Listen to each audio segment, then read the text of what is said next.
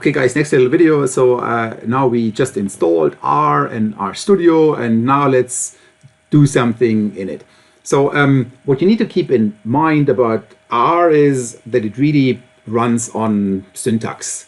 Basically, you write lines of code.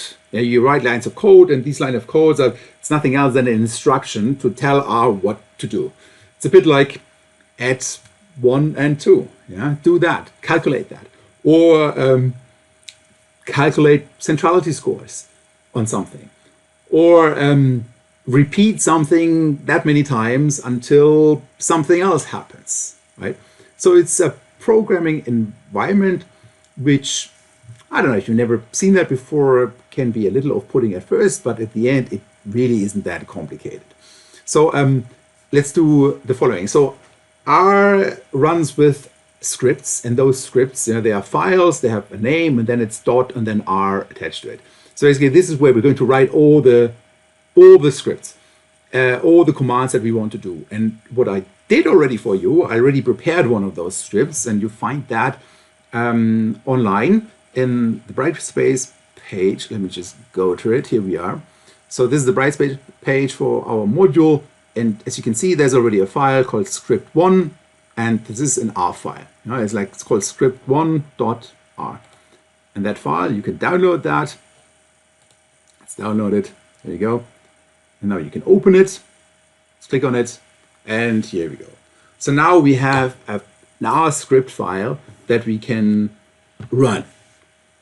And I already created that. You can create a new one by yourself by just clicking on this plus button, or file, new file, R script. There's the same thing as clicking on the plus button here. So R script, you see now you have an empty script file where you can type in stuff for R to execute. Okay, so, and why do we have these script files? Because after a while, the commands that we ask R to do can become quite complex. It can be quite a lot. So the commands can be quite a lot, and you really want to, first of all, make sure that you don't make any mistakes. Now, if you would click your way around, and there's nothing wrong with that, but if you would click your way around, as you would do in SPSS or in Stata sometimes as well, you can make mistakes. And it also becomes very difficult to replicate what you did, because there's a long instruction set, and you need to document that somehow. So having a script file really takes care of that problem, because there you really kind of put in all the commands as if you would send them to the command line directly, but you save them and then you can always go back to it. So let's work with this script file that I have here. So one thing that you notice is, first of all, we have like hashtag and then something. So what does the hashtag mean? Well, the hashtag is really just tells R that this line is a comment. So don't do anything with it. So all that you see here is really just me kind of documenting this file so that it's easier to read, that you can understand what is going on. But it doesn't change anything with the commands that are being executed or what the program does. So as a little trick, if you want to comment something, or if you want to uncomment something, you can highlight something like this, and then in RStudio you press, there you go, Control Shift and C, and suddenly it becomes uncommented. And if you press this again, Control Shift and C, it becomes commented again. And that can be useful, when you want to try out code, but you want to leave old code, but you don't want to run it. But it's really just a comment. Okay. So in the script, I have all sorts of stuff in it. So let's get started with a few basic things already. So again, this is like all just comments about what to do. So R, in its core, has what is called a base package. Yeah? So it knows by default some commands. But there are lots of other commands that you might want it to learn, or that some folks like me develop. Like I wrote computer programs for doing certain kinds of analysis with networks. And in that sense, these things are encapsulated in what R calls packages. A package is really just a set of programs that when made available, or when installed and made available, that then as a user you can use these programs. Otherwise, R doesn't know them. And this is also where the big strength in R is, or with R is, that a lot of people write a lot of packages. So that's great. So you can really draw on that, on all these programs. Okay, but we do need to make these programs available to R somehow, right? So we need to install them. And the packages that we will use for doing social network analysis, the main package is called StatNet. StatNet actually consists of a couple of other packages, network, SNA, ERGM, and a few other ones. And when you install StatNet and when you load the library StatNet, it installs and loads all these other packages as well. There are a couple of other packages that you might come across when Googling for network analysis in R. The most popular one is popular iGraph. Now, iGraph also has Python libraries. It's also well documented. It's becoming very popular. So it's pretty good as well, I would say. To be honest, the main reason why I'm using StatNet is I think it's a little easier, it's a little more straightforward, but also a lot of the programs that I would end up using, also for visualizing networks, but then also for modeling networks and so on, they were first implemented in StatNet. So that's what we are using. But if you would use iGraph, it's a completely different syntax that you need to learn then as well, different functions, different commands, and so on. But let's use the StatNet package. So the first thing we want to do is we want to install this package. How do we install the package? Well, one of the great things of RStudio is that it by default knows where to look for these packages. So that's another advantage of kind of having RStudio in it, because it by default goes to the repositories where these packages end up with. And so if you know the name of a package, in this case StatNet, you can just use the command install packages and then in parentheses with quotation marks StatNet. And you see this line is not a comment, there's no hashtag at the beginning. And now what I'm doing now, I'm highlighting this with a cursor. You see it's highlighted. And now I can click over here, the button, there's a button called run. And what it does, it says run the current line or selection. Great, that's what we want to do. So I go there and I press that button. Okay, now something happens. And as you can see, something happens down here. This is the console.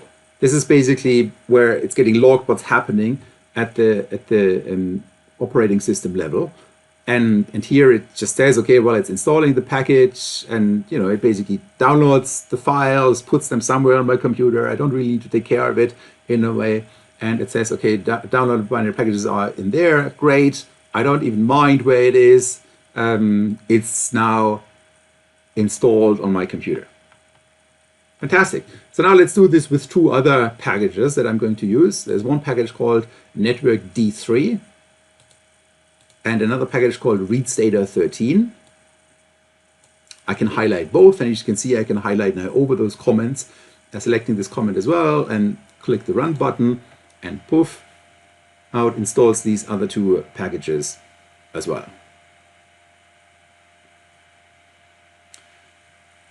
Okay, there is also another feature. Let me just mention that to you.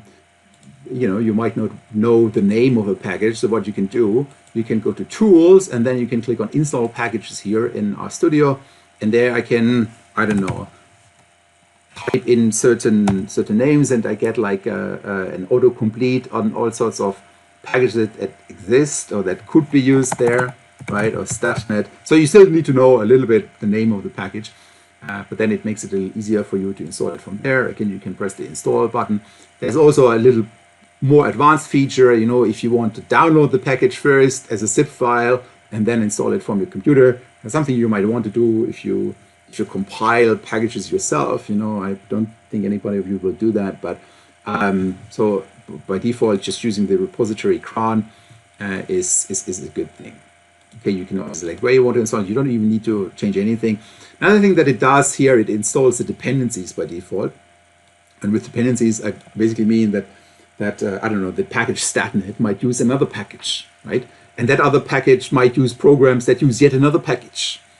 So, and that's what we call dependencies. That by default, all those dependencies are installed on your computer then as well. Okay.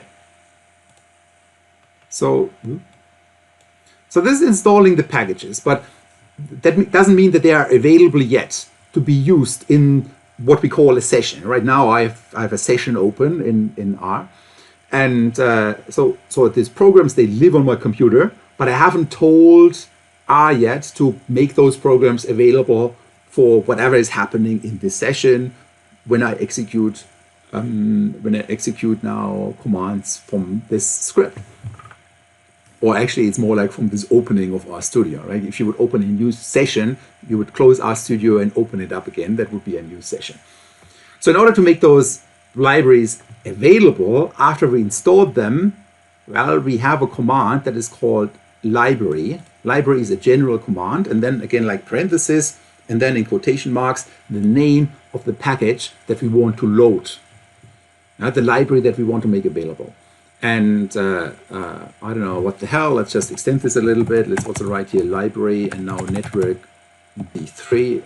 Now I'm loading all these 3 packages. I highlight them and I run them. And now what happens, you get like some output on the console of what's going on. I get a warning message here as well. Warning messages are not to overly be worried about.